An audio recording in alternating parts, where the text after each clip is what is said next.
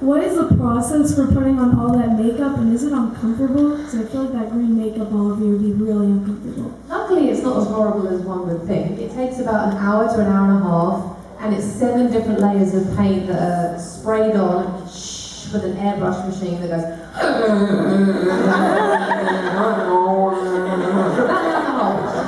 So put really loud music on to drown that out. And it's like one green, then another green, and then like an eggplant colour to shade, like in here and in here. And then the eyelashes go on, the lips go on, and then at the very, very end, she does a gold smattering thing. But I literally just sit there and chat and ask her how our weekend went and drink my coffee, you know. And once it's on, I forget and I don't even feel it, you know, and then I look in the mirror and I'm like, oh my God! I was me. Bring it down. I almost, I overreact quite a lot. But yeah, it's not horrible. And then getting it off is a bit of a nightmare. So it takes 3 people to get it off, including me. And they put like this special like makeup remover on, but like with hot towels, and then like, people getting the back of my neck and around my ears and scrubbing it off. And Lana's gone home and Colin's gone home. I'm like,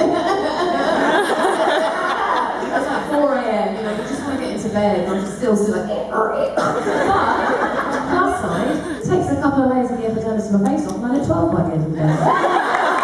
Thanks, Sean. Cheers, mate. Hiya. Hi, I'm Sarah. I was wondering, who is your favorite actor or actress on the show Once Upon a Time? Oh, you can't do that to me. You can't. Don't make me pick. I'll give you $20. Anyone? Who's saying make me pick?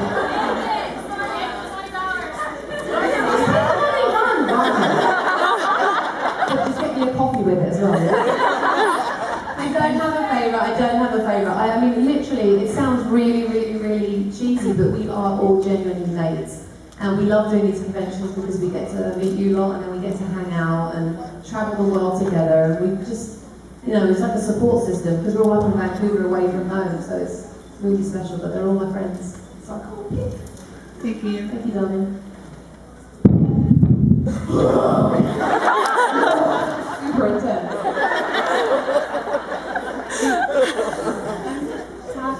Hi, Natasha. I love you so much. I was just wondering, when you were on the Samantha American Girl doll movie, and you gave her the book, The Wizard of Oz. Normally, when you got the part on Once Upon a Time, did you think about it? Didn't remember. Empty. Typical actor. Just plans to be more clever than you. Do you remember when you did this and did that and blah blah blah? And I'm like, oh yeah. Thank you. I get one, put my keys. I should just tweet. Where are my keys? They're in your boot, you muppet. I lost my cell phone once, and I called my mum. I'm like, Mum, I've lost my mobile phone. And she's like, oh, for God's sake, what am I supposed to do about it? I'm in England. She said, what's the last thing you did? I'm like, well, I went out, blah, blah, blah. She went, have you looked in your boot? My phone was in my boot. She's that good. What was the last thing? I love you too. But no, I didn't remember. You know how I remembered about the Wizard of Oz thing? Is a fan tweeted me a picture of Aunt Cornelia handing Samantha the book with the Wizard of Oz in it. I'm like, oh my God! And I screenshot it and then I emailed it to my mum and dad. So Twitter told me. I love social media. Thank you. Hello. Hi, Rebecca. My question is, what was your favorite scene that you were not a part of? Favorite what? Your favorite scene that you were not a part of? I'm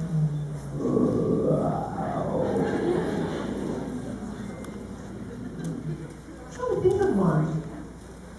Well, the whole of the first season was brilliant, and I wasn't in that, was I? I hadn't been invited yet. I can't think of a specific scene that I wasn't in. There was a really good episode I wasn't in recently where Jeannie just made me cry for an hour, and I thought, oh, that would have been nice to have been in that. I love Ginny, she always makes me cry. She's really good, she's such a good actress, and she just always gives me the feels. I can't think of a scene, I'm sorry, darling. It's okay, thank you. Thank you, darling. Hiya. Hi, I'm Ray. Let's be real. You could pull off any outfit you put on. Let's be real. Alright. What is your favorite one you have on Once Upon a Time? Favorite what? Outfit. Oh, my favourite outfit is the one that I first ever arrived in, which they call my hero look, which is the big, proper Wicked Witch one with the cleavage and the bits that go out the side and all that with the broomstick. So it stays on this stand and it just says Zelena Hero. Yay! That's my favorite outfit! Oh my god, you look wicked! Wow, look at you. Oh, I'm out of a job. Thanks, New Jersey. You look brilliant. Thank you for dressing up. Gorgeous. But yeah, that one. Like a show and tell. I love it. Hiya. Hi, I'm Maddie. Hi, Maddie. I was like you're like my favorite villain on the show. I bet you say that's all the villains. And my question is, earlier we discovered a magical item that will allow people to talk to the dead for a while. If Zelena used that on Robin's grave, what do you think she would say to Robin? Sorry. I'm really sorry for killing your wife and getting pregnant by not telling you. But I'm sorry that you're gone, and I'm glad I got to avenge your death by saving the love of your life. May you rest in peace. Thank you. Hello. Hi, I'm Kendall. So now that the evil queen's back, Zelena has another sister. If it ever, Oh God. That's gonna be exhausting. if it came down to it and she had to choose whether, for some reason, if it's maybe her new baby, which version of her sister do you think Zelena would choose? To take care of baby Robin. Or just for choosing good or bad? Oh, definitely good, Regina. Definitely. I'm a child. My God. I do not think the evil queen should be babysitting baby Robin. Or who would be more powerful to protect her baby? Well, me.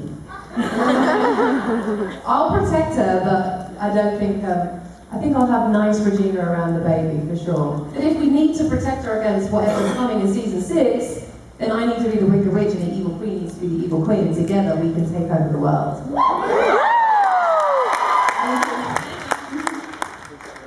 Hiya. I'm Jordan, Hiya. and if you had to pick any song to describe yourself, what would it be? Self.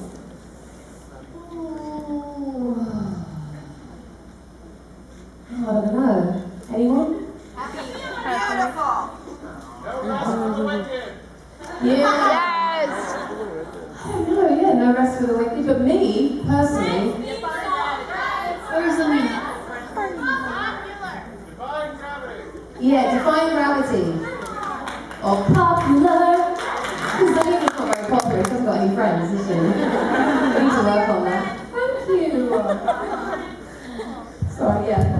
I'll pick the Wicked musical. Thank you. I love that musical. Wow, that's an amazing costume. Hello, I'm Brianna. Hiya.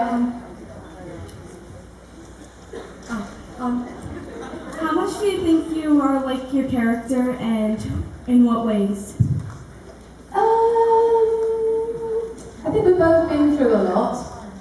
I've definitely lived a colourful life. I've been through some things, and I think, with bullying and things like that, and struggled with lots of things when I was younger, with like my weight and acne and being severely bullied for 10 years of my life, and I think that helps me relate to Zelena and all of her trials and tribulations, because she had a pretty tragic life and upbringing. We definitely share the same sense of humour. We're both incredibly sarcastic. One of my favourite things about Zelena is when everyone's so #invested in saving everybody. Like when we all went to Camelot, everyone's like, oh, let's save Emma! And I'm like, do we? And I'm like the mute handmaid, so I can't even speak anyway, so Zelena's just really pissed off, And everyone's like, Emma, plans, come on, plan, and cut to me like, just like so bored, and she's just cracks me up. I just love how sarcastic she is, because then I just get to use my own sarcasm, so that's one of my favourite things about her. You guys look alike. And we look the same. same now. Yeah. Hiya. Hi. Getting back to your, I know you mentioned it yesterday, also the issues you had with the bullying and the self-esteem and all that. At what point did you start getting over that, and in what circumstances, if you want to share? Probably when I left school. School's really hard, and kids can be so horrible and so just, especially girls. Girls can just be awful to each other. Like I used to have these girls like gang up and wait for me at lunchtime. And I just used to feel sick to my stomach. I mean, where am I going to go for lunch? And once, sometimes they would get this boy to like come and kick me at lunchtime. I would cycle to school crying, just thinking, oh my God, I don't want to go. It was so traumatic, and I think, maybe around the age of 16 I started to become a bit more confident. But honestly, it wasn't until I left school at 18, I'm like, I'm free! And I just ran, and I haven't really spoken to any of them since, and then they would try and friend me on Facebook, and I'm like, whatever. And they're like, oh my God, that's totally me, you were always going to make it, they're playing. I'm like, did you? Did you? And you were horrible to me in school? I don't think so. Block.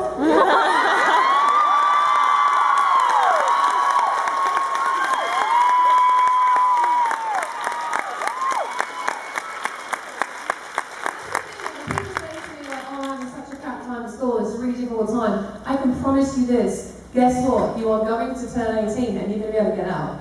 And it happens really, really quickly. And then you're an adult, and then all of a sudden you'll have your own place and you can go out and do what you want. So just hang in there, because in a blink of an eye, you'll be free to go and do whatever you want or who you're supposed to be. Just hang in there,